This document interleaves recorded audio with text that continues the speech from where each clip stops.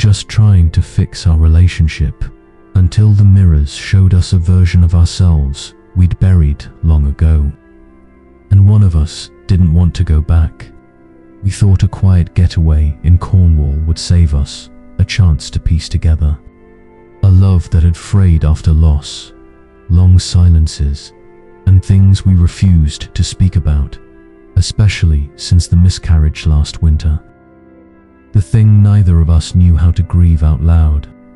So we booked the cottage last minute, a stone-built beauty nestled in the cliffs near the sea, brimming with ivy, antique furniture, and that haunting stillness only old places seem to carry.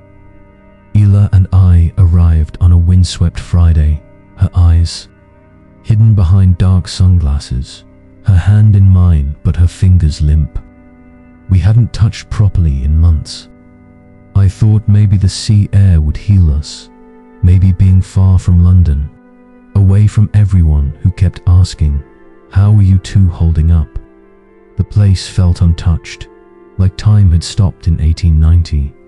Every wall had a mirror, ornate, baroque, aged with rusted edges.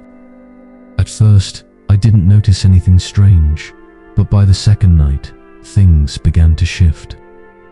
I was brushing my teeth when I saw Isla's reflection smile, though she wasn't smiling in reality. I called out, she turned, confused. I laughed it off, blamed exhaustion, but the next morning, as she walked past the full-length mirror in the hall, I froze. Her reflection lingered half a second longer than she did, staring at me with this knowing look. I told her. She dismissed it, though she too had grown quieter, as though sensing something off, but unwilling to admit it. Then the dreams began. I dreamt we were in that same cottage, but everything was reversed. Our clothes, our voices, even the sea crashed the wrong way. In the dream, Isla looked at me like she hated me. She said, "I told you not to bury it," when I woke up. Her side of the bed was empty. I found her downstairs, sitting in front of the tall mirror by the fireplace, whispering to it. She jumped when I touched her shoulder. "I saw something," she said. "It looked like me, but older, broken." She said she lost everything because I stayed. I tried to get her to leave. She refused. "We need to see this through," she said, her voice hollow.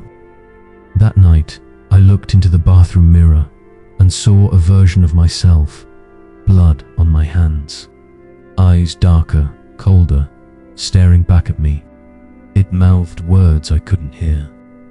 Isla said the mirrors were showing us versions of ourselves from another life, or worse, the people we might have become if we'd made different choices. One mirror showed Isla with a baby in her arms, smiling. Another showed her drowning, calling my name. Then came the moment we couldn't deny it anymore.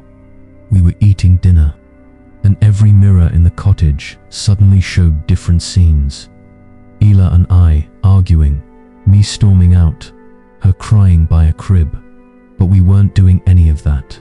We sat frozen, forks midair, watching our ghosts unravel. I turned to Isla. "These aren't just reflections," I said. "They're memories, or warnings," she whispered. "Then what are they warning us about?" That night, we tried to cover the mirrors. Didn't work. By dawn, the sheets were torn off them. The next evening, one mirror showed me kissing another woman. Isla screamed. I swore it wasn't real, but the reflection looked too honest. We fought. She locked herself in the bedroom. I slept on the couch. When I woke, she was gone. I checked every room. Nothing. I looked into the mirror in the hall and saw her. Not here, but somewhere cold. Underground, no. Stone walls. The cellar, I rushed downstairs. The door creaked open. She stood there, barefoot, eyes glassy, whispering, "I'm not ready to leave yet. She's showing me what we lost." She's showing me what we could still have. Behind her was a mirror I hadn't seen before, ancient, silver-framed, fogged at the edges. It pulsed. I pulled her back. She screamed, "Don't you get it? That version of me. She never let go. She never gave up on the baby. She never blamed you."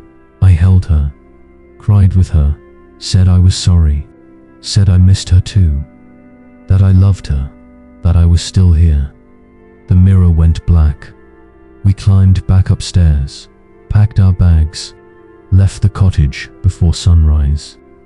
But even now, in our flat in London, every time I pass a mirror, I half expect to see that other me, colder, darker, still holding on to guilt like a shackle.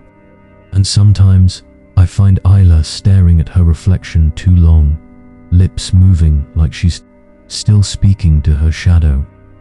I don't know if we ever fully left Cornwall, or if it followed us home. But one thing is clear: mirrors don't lie. They show us the parts of ourselves we try hardest to forget.